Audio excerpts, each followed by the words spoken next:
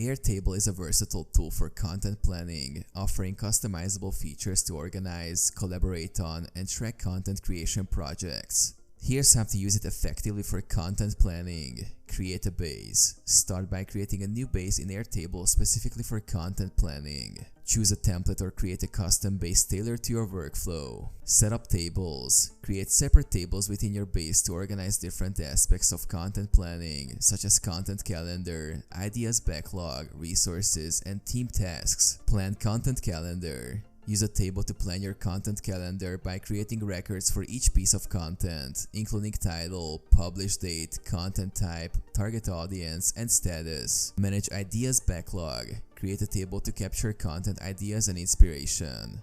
Include details such as content topic, potential keywords, and sources. Prioritize ideas and move them into the content calendar as needed.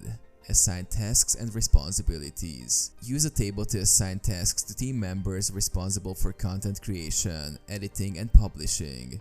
Include due dates, task descriptions, and assignees for each task. Collaborate and communicate. Use comments and mentions to communicate and collaborate with team members directly within Airtable. Share feedback, updates, and resources to streamline collaboration. Track progress. Monitor the progress of content creation projects by updating task statuses and tracking deadlines. Use color coding or labels to indicate task status and priority levels. Review and analyze performance. Regularly review your content planning base to assess performance, identify bottlenecks, and make necessary adjustments to optimize content creation processes.